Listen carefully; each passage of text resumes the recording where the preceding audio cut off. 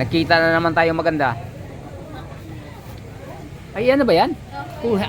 At talagang automatic ah. 35. Thank you. Okay, bumati ka muna. Hello. Doon sa mga kaibigan mo ano.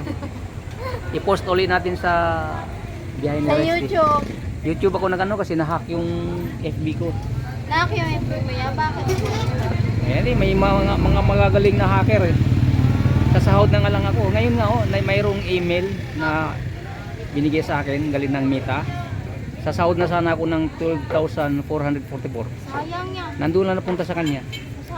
Ang gagaling nilang mga hacker magano talaga. Eh paano yun yan? Wala na. Gagawa ka na naman eh. Tingin ko sa Facebook parang tigil na ako. Sa ano lang ako ito papatuloy ko na lang tong malapit na rin kung sumahod dito eh. Sa YouTube. Oh, yung boyfriend mo diyan, batiin mo na. Linggo ngayon, oh.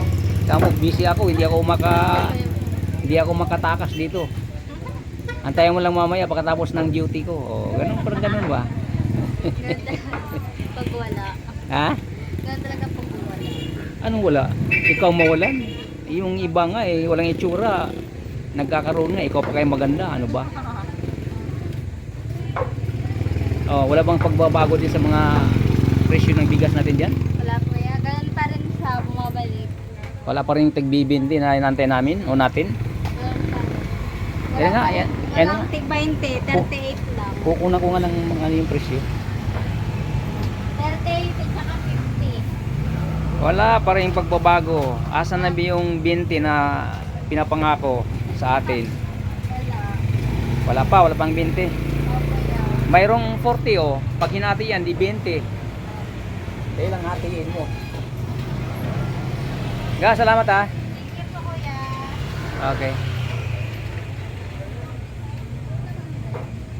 Ano ba pangalan ng tindahan niyo? PNBC?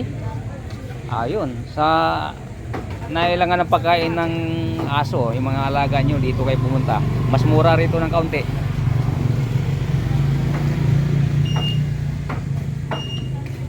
May diferensya kaunti sa iba kaya dito rin ako napunta. Doon sa tabi mayroong bilihan ng ulam, manok, karne. Oh, yan. Yan sa kunahan, isdaan kasi dito guys ay talipapa na namin.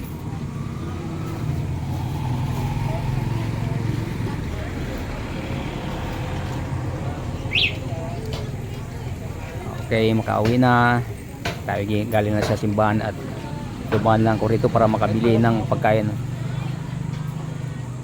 sa alaga kong aso. Hindi pwedeng di natin pakainin guys.